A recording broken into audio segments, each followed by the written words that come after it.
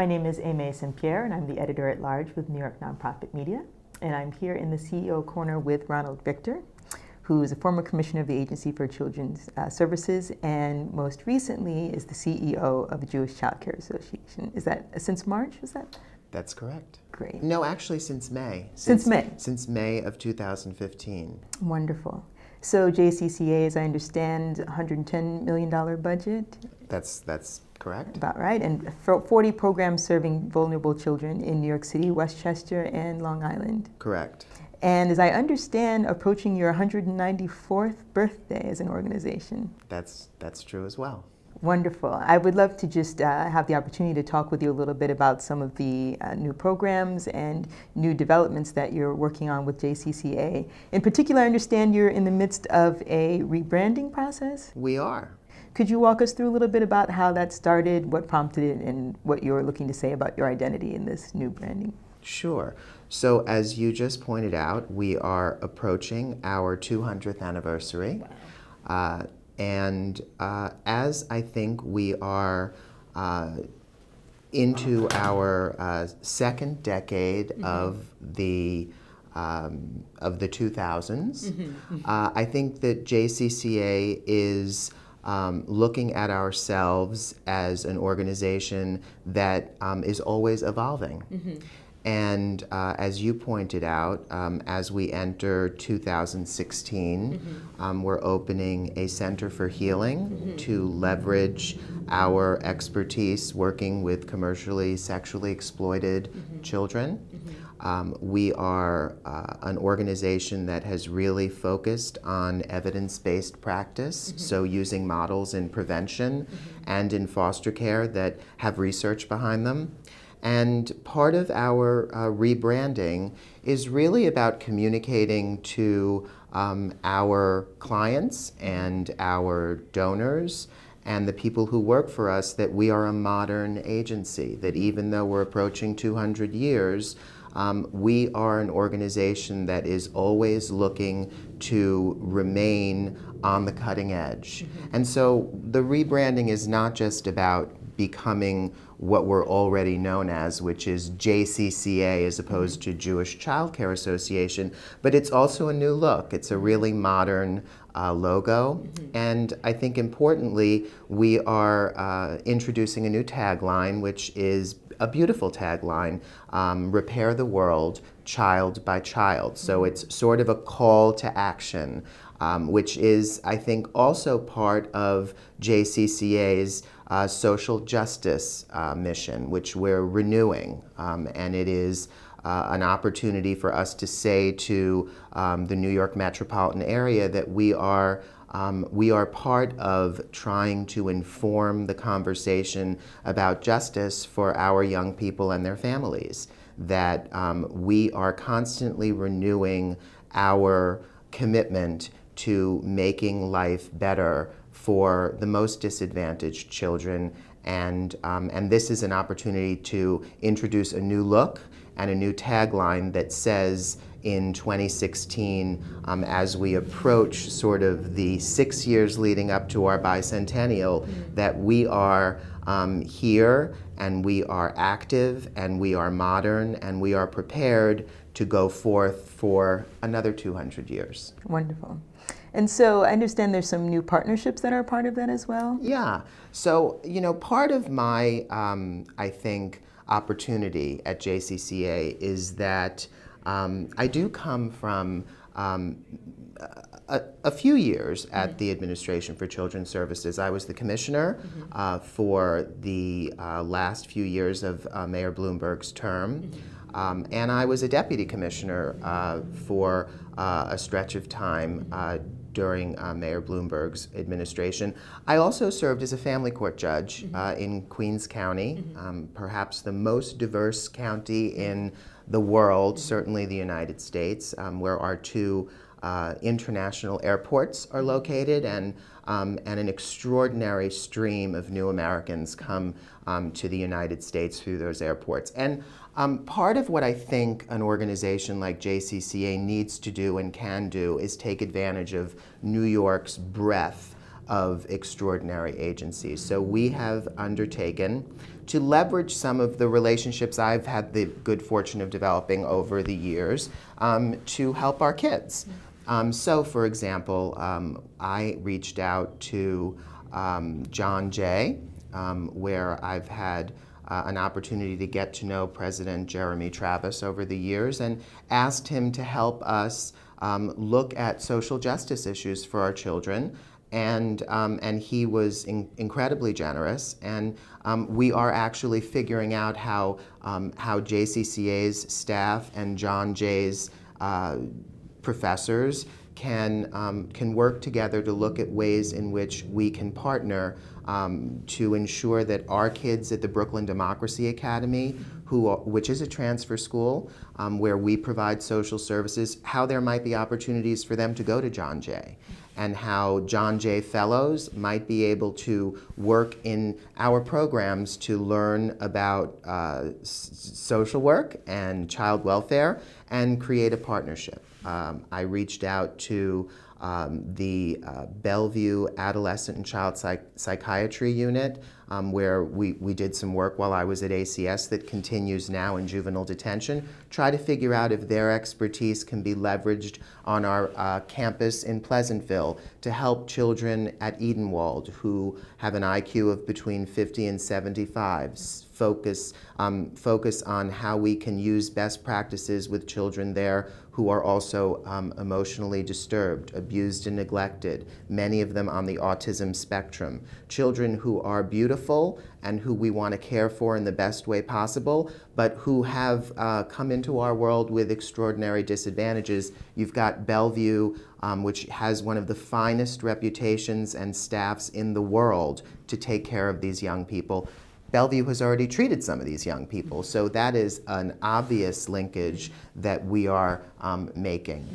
And there are others that are there for the asking if you take the time to build those relationships. So during my first 6 months, I've really tried to do that. And I plan to continue to do that to the advantage of our kids and our families. And I think JCCA is enthusiastic about that. I think our team is eager to try to figure out, and it's been JCCA's long-standing reputation to try to bring best practices and professionalism to our work, because this agency really does see children one by one, and never sees a kid as a case, but sees a child as part of a larger constellation, and sees kids as unique beings. And I knew that as a judge. I started my career at Legal Aid representing kids, and JCCA was always seen as one of the finest agencies, and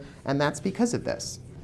Wonderful. I wanted to ask you also about, now since you have that opportunity to see things from both vantage points in terms of having been a commissioner at ACS and now working on the agency side, how has that informed your ability to understand where some of the disconnects are sometimes between government agencies and the nonprofits that they serve? You know, it's so I keep on thinking that this job and my transition is most similar to March of 2005, when I came from the Legal Aid Society, where I had spent my career up until that point, to ACS. I had always worked with ACS. I had always struggled with the government agency, but I'd never worked there. And then all of a sudden I arrived, and I was a deputy commissioner, and that was really challenging because you had to accept that the struggles of a government agency are really challenging, and the people who work there are smart and committed and, you know, doing such good work, but have constraints that you never understood until you got there. And ACS is, you know, more than 6,000 people with an enormous budget that is trying to meet the needs of so many kids, and it's really hard. So similarly, now that I'm working for a not-for-profit that is closer to the kids than if you're on the executive floor of ACS, you realize that that our children and their families have struggles, and you see those struggles as, you know, urgent, and you want to meet them immediately. Sometimes it's really hard to communicate with government and the advocacy community in a way that you feel as though you're being completely effective. And then it's also hard to figure out how to effectively motivate a workforce that has constraints and that you're managing within a budget effectively. And it's almost like you're at the closest touching point to the work, and figuring out, and I'm in the process of doing that, how to support your workforce so that they can support the children within some significant budget constraints on a day-to-day basis, I think is part of the challenge that maybe I didn't understand as well as a commissioner. Certainly, I think having been a judge helps because the agencies are right there in front of you presenting information, and you get a sense of all of the different agencies and how some of them do it differently than others. But now I'm on the ground at one, and so I'm hopeful that some of my experiences are going to help me help our agency, and that, you know, I'll learn over time. You know, I am sort of in this job similar to where I was in 2005, figuring out, you know, how do you prioritize as a CEO? I think that my philosophy of team decision making is helpful, and I'm really trying to lead the organization toward team decision making, empowering the folks who are leading the different parts of the agency to work much more collaboratively to make decisions together. That's not, doesn't come natural to many organizations, but I think it's critical so that everyone who's leading different parts of the agency are doing things consistently and making decisions in a collective way, so that what's happening in the foster home services part of the agency is consistent with what's happening in the preventive part of the agency, is consistent with what's happening in the care management part of the agency, so that we're all looking at problems together, because what's affecting foster home services will affect the campus, will affect another part of the agency, and having everyone sort of understand the budgeting process and have a shared responsibility for that, I think is hard, but certainly is something that ultimately is going to make the agency stronger. You know, it's interesting you're talking about some of the different external factors that can play into your ability to really help clients directly on the ground. Can you speak a little bit to, from your viewpoint now, what you think are some of the most challenging external factors to deal with when it comes to trying to serve the most vulnerable children as you do? Well, I mean, I think that supporting foster parents is a real challenge. How do you ensure that on the most basic level, when you have a foster child who's in a home that's committed to that foster child, and the foster child needs to be hospitalized, for example, our expectation, anyone's expectation, would be that that foster child is going to be visited by that foster parent. That's what we would all want for our own child. Yet, just based upon the way that funding works, if that child is not in their bed in that foster home, that foster parent does not get paid to take care of that foster child. Yet our expectation would, of course, be that you want that foster parent at the hospital with the child who had to have an emergency appendectomy, or who had an emotional breakdown because they missed their family and they needed to be hospitalized because of it. That happens. And you want your foster parent to be there. And so maybe the kid had to be hospitalized for 3 or 4 days, and that foster parent had to take cabs back and forth to the hospital. You want to be able to support that foster parent through that, and our funding structure does not allow for that foster parent to continue to be supported. That's problematic. We need to work on that. So that's real. So that's an example of how you know, we at JCCA have over 500 children in foster care, and we need to be out there finding the most supportive foster parents we can, and we make a commitment to our foster parents, and they make a commitment to our children. What could be more important than figuring out how to be supportive of these people who take children who are the most vulnerable in New York City into their homes? And look at the numbers.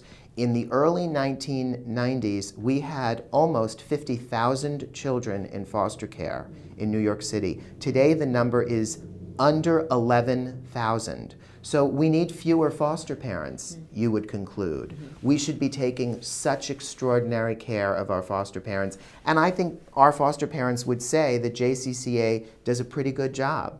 We adore them. We try to support them. But the way that the system is set up, it's not tailored to celebrate foster parents. Can you be a little bit more specific about that? Yeah, I just told you. You don't have a head in a bed. You're not getting paid as a foster parent. So some of the restrictions are just too stringent. An agency, for example, and this is a problem that I didn't solve when I was a commissioner. So I'm certainly not suggesting that we were able to solve this problem. So it's no one's fault. But another issue is, as a family court judge, I would have an agency say to me, we're ready to return this child to their parent. We want to do a final discharge. That's what it's called. Okay. I would say as a judge, I think the child should go home too, but I'm not prepared to do a final discharge. I think we should do a trial discharge because I know the struggles the parent's been through. I also think that we're talking about a 6 or 7-year-old child, and I want that child to be safe and go home. There have been, you know, some weekend unsupervised visits. The child's done well. I also know the parent is recovering and needs to enforce an order of protection. Let's see how things go. As soon as that child goes on trial discharge, the agency is no longer getting compensated to take care of the child. The child's not living there. However, we continue to provide casework services. We continue to supervise the home. We just don't get compensated. So that's a concrete example of an agency providing services that agencies would call an unfunded mandate, right? The family court judge is making the decision not to final discharge the child, and the agency can't be held in contempt and just ditch the kid and forget about the kid. You have to continue to provide services. And from a judge's perspective, if God forbid something goes wrong, the agency can just return the kid to care because the kid isn't final discharged. The kid is trial discharged. So if the parent doesn't enforce an order of protection, if the parent starts using drugs again, child can come back into care. And it's safer for the kid. So there's a sort of, you know, a sort of child protective approach that a rational judge might take, but the funding is not there for an agency to be supported in that appropriate process. Understandable. You mentioned your tagline about taking care of one child at a time. So repairing the world child by child. Right, and that's a reflection of, is it Tikkun Olam? Correct. Can you just, as we wrap up, can you share with us just a little bit about how that value infuses your organization and how you are able to make sure that everyone knows that everyone is welcome while still imbuing the Jewish values into your programs? Oh, absolutely. So our agency has for many, many years taken care of all of New York City's children from all communities, and we always will, because our goal is to take care of the city's most vulnerable children and families. And we were started in the early 1800s because at that point in time there were many Jewish children who needed care, Jewish orphans. And for years there were. Now, as you probably know, many of the city's most vulnerable children, most of the city's most vulnerable children are black and brown children, and JCCA takes care of them.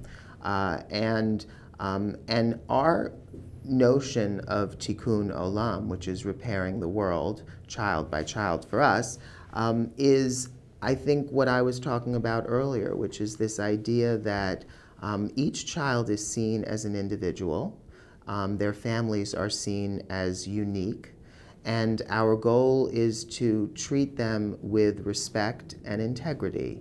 And in Jewish tradition, if you help one person, if you make one person's life better, then you have done good. You have improved the world. And that is what JCCA is about. We are, I think, improving life for a lot of children and families.